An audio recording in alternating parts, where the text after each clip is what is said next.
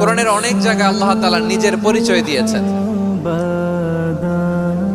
নিজের পরিচয় তিনি বিভিন্ন আয়াতে বিভিন্ন সূরায় পেশ করেছেন। তিনটি জায়গায় খুব এক্সক্লুসিভলি আল্লাহ তাআলা নিজের পরিচয় দিয়েছেন। এক হচ্ছে সূরা বাকারার 255 নম্বর আয়াতে, মানে আয়াতুল কুরসি।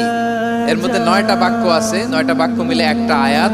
এই আয়াতে আল্লাহ তাআলা খুব চমৎকার ভঙ্গিমায়, চমৎকার ভাষা শৈলী ব্যবহার করে, খুব উচ্চাঙ্গের আরবি সাহিত্য দিয়ে একটি আয়াত নাজিল করেছেন। এই আয়াতটার নাম হচ্ছে আয়াতুল কুরসি।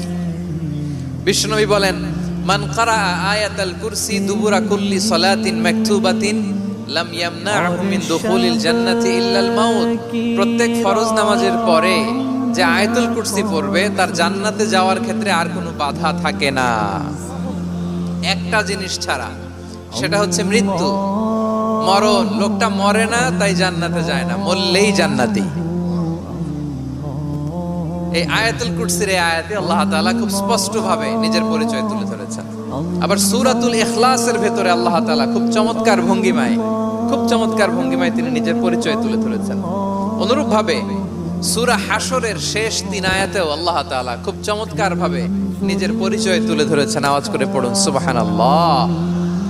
সূরা হাশরের শেষ 3 আয়াতের একটা বিশেষ ফজিলত আছে, এটা আপনারা পড়বেন। কি ফজিলত? বিষ্ণু ঈসা ইসলাম বলেন, মান ক্বালা হিনা ইউসবিহু সালাসা মাররাতিন আউযু বিল্লাহিস সামিউল আলীম মিনাশ শাইতানির রাজীম